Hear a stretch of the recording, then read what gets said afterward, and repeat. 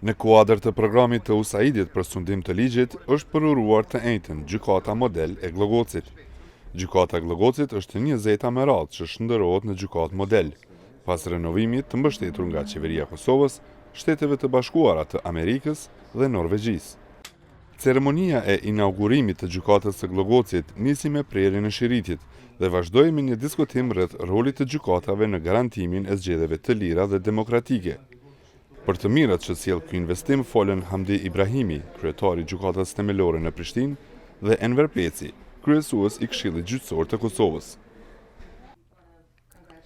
Ambasadori amerikan në Kosovë, Tracy N. Jacobson, i u drejtua audiencës së përbërë nga përfaqësues të sektorit të drejtësisë, shoqërisë civile dhe përfaqësuesve të mediave, duke thënë se një gjyqësor i fuqishëm përforcon demokracinë.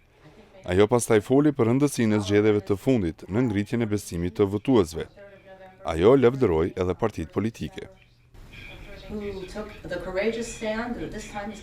Ato morën qëndrim të guximshëm, duke thënë se këtë herë do të jetë ndryshe, do të kemi zgjedhje të vërteta, do t'i tregojmë botës dhe popullit ton se mund të mbajmë zgjedhje fer. Tash, ju keni treguar se mund të bëni këtë, prandaj vitin e ardhshëm duhet të jetë edhe më mirë.